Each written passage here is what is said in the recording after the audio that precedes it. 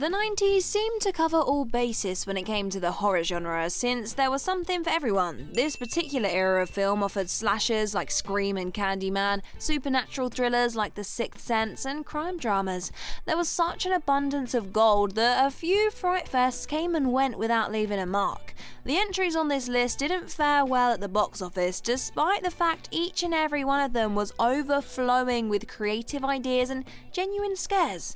So with that being said, I'm Jem from WhatCulture.com, and here are 10 forgotten 90s horror movies you must watch. Number 10. The Dark Half. Despite being synonymous with Night of the Living Dead, George A. Romero helped many solid horrors that never got their due, including Martin, Season of the Witch, and Monkey Shines. And of course, who could forget about The Dark Half? Actually, a lot of people, which is why it's on this list. The Stephen King adaptation follows a novelist called Thad, played by Timothy Hutton, who writes under the pseudonym of George Stark.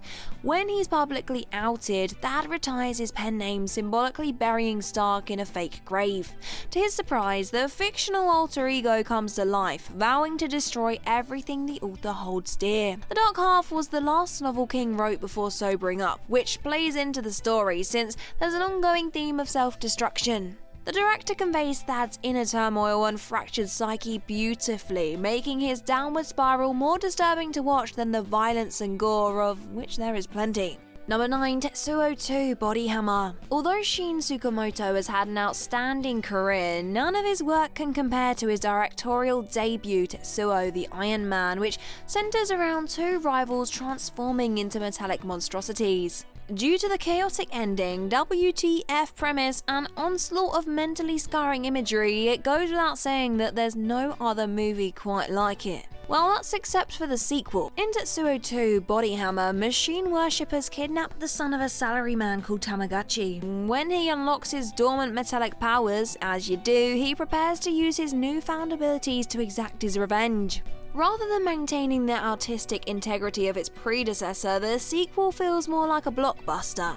Nevertheless, Body Hammer should satisfy cyberpunk sci-fi fans, because the body horror extraordinaire has a noticeably bigger budget, allowing for better practical effects, more elaborate set pieces, and of course, colour. Number 8. Cronos. Though it can take time for even the most talented filmmakers to fine-tune their skills, Guillermo del Toro proved he was a natural with his directorial debut, Cronos. The horror drama follows an elderly antiques dealer called Jesus Grease who stumbles across a scarab-like device called Cronos. When the mechanism cuts into Jesus' skin and filters his blood, Jesus starts to look and feel younger. After Jesus develops a craving for blood, he realizes his rejuvenation has come with a hefty price. Vampire tales can easily come across as cliched and schlocky, so it's refreshing to see Del Toro put a creative spin on the overdone trope. The fact the story contains no true vampires makes Jesus' dilemma more human and therefore more frightening. The movie doesn't have any conventional scares, but it's pretty tough to sit through, especially when the protagonist's skin begins rotting away or when he's compelled to lap blood off a dirty floor. Number 7. The Devil's Daughter. Co-written and produced by Dario Argento, The Devil's Daughter, also known as The Sect, follows on a preschool teacher called Miriam, played by Jamie Lee Curtis's sister Kelly Curtis. One day Miriam invites an injured elder into her house, oblivious that he's an evil Satanist. When he performs a ritual under her home, Miriam's life begins to unravel. In typical Argento fashion, the Italian horror contains a diverse smorgasbord of nerve-wracking images which are sure to test anyone's mettle, especially one sequence involving a beetle crawling up a woman's nose. Many of the creepiest sequences are shot from the protagonist's point of view, with extreme close-ups and warped angles, making the audience feel like they're trapped inside a trippy nightmare. The Devil's Daughter also provides a surprising amount of humour. Ironically, these light-hearted and goofy moments elevate the fear factor since viewers let their guard down, making it more likely they'll be caught out by the jump scares. Anyone who's looking for a more off-the-wall, deranged and grosser version of Rosemary's Baby should give The Devil's Daughter a look. Number 6. The Pit and the Pendulum. In Edgar Allan Poe's short story The Pit and the Pendulum, a prisoner finds himself strapped to a frame by Spanish inquisitors, with a swinging blade descending on his torso. In this version, a woman is arrested by a tyrannical inquisitor. Now, when her husband prepares to rescue her, the Inquisitor prepares to arrest him and use his latest torture advice, the razor-bladed pendulum. Due to the source material's brevity, elements from Poe's other stories were incorporated into the narrative. Fortunately, these additions never feel tacked on and organically flow into the bulk of the narrative. Even though Gordon nails the haunting dread that permeates through the author's work, Poe purists might struggle to sit through this adaptation since it depicts monks being whipped, elders being burnt alive, and civilians being eaten alive by rats. The Pit and the Pendulum failed to receive a theatrical release, but there's no question that this Poe adaptation should have earned more attention. Number 5. The Resurrected. Dan O'Bannon's Return of the Living Dead was such a masterful zomedy, so it's a real shame he wasn't given many directorial assignments in its wake. The Alien screenwriter's follow-up, The Resurrected, failed to receive a theatrical release, which encouraged O'Bannon to retire as a director. Upon revisiting this H.P. Lovecraft adaptation, however, it's unclear why it sank without a trace. The movie opens with Claire Ward hiring a private detective to spy on her husband, who conducts peculiar experiments in his carriage house. Over time, Claire regrets ever stumbling upon her other half's dark secret. Even though the nightmarish scares are introduced late, The Resurrected from the beginning, especially when Claire starts making sense of her husband's deranged actions. It's somewhat predictable, thanks to the title and the spoiled-filled trailer, but that does not stop every scene from brimming with palatable tension. It escaped the masses' attention in its day, but The Resurrected has all the workings of a cult classic. Number 4. Dust Devil. Richard Stanley does not have the best luck when it comes to filmmaking. Not only was the South African director fired days into the infamous production of The Island of Dr. Moreau, but his cut of The Dust Devil was also obliterated by the studio. By the time Stanley fixed things with his director's cut and any potential buzz for Dust Devil shriveled up, anyone who could get a copy of Dust Devil the final cut will understand why the producers should have never touched the original. In this western slasher, a devious drifter roams the desert looking for vulnerable people to prey on. After a woman dumps her husband, Dust Devil prepares to track her down and murder her. While a police officer pursues the maniac, he discovers his target is far more dangerous than anyone could imagine. Dust Devil proves to be unique in terms of story and visuals. It explores aspects of mythology rarely depicted in film, and the narrative does not feel derivative and trite. Dust Devil is worth a go, but the director's cut is a must-watch for anyone looking for an unconventional slasher.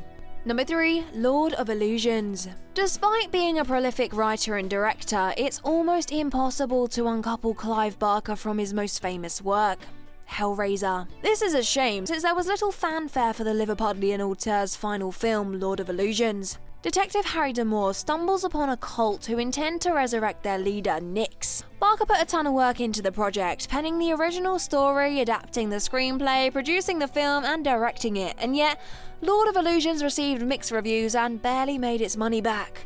In hindsight, it's clear the initial reviews were too harsh, since the cerebral horror still holds up well besides a couple of dated visuals. The premise may be fantastical, but Lord of Illusions plays out like a dead serious crime drama, which makes it more effective when the otherworldly elements come into play. Barker's filmmaking days might be over, but Lord of Illusions proves he went out on a high. Number 2 is Haunted. Lewis Gilbert may be better known for helming James Bond, but 1995's Haunted proves the Moonraker and The Spy Who Loved Me filmmaker also has a knack for adapting paranormal stories. Based on James Herbert's novel of the same name, Haunted revolves around a parapsychologist called David Ash, played by Aidan Quinn, who's determined to disprove the existence of ghosts. While debunking psychic phenomena at the estate of Christine Mariel, David starts being haunted by a ghost from his own past. The cast are top-notch across the board, especially Quinn, who portrays David's inner conflict and denial with subtlety and poise.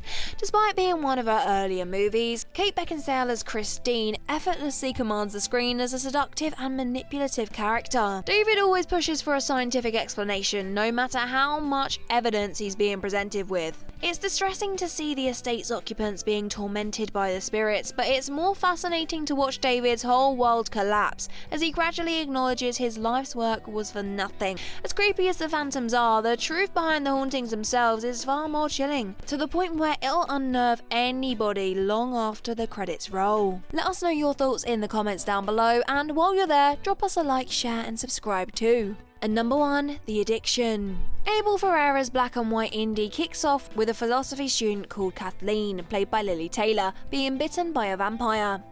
While trying to make sense of her new life, she encounters an ancient vampire called Paina, who's learned to curb his bloodlust.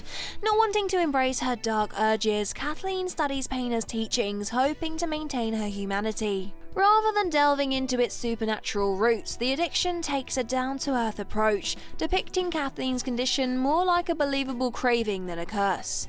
The vampire tropes are there, but Kathleen behaves like a drug addict instead of a traditional bloodsucker, making her plight more relatable. The monochromatic style fits the narrative perfectly, since Kathleen is trying to find shades of grey in a world that perceives everything in black and white. In the wrong hands, this low-budget flick could have come across as pretentious. Instead, Ferreira created a 90s marvel and arguably his most underrated film. The gore and violence may be minimal, but The Addiction has more bite than the majority of vampire movies.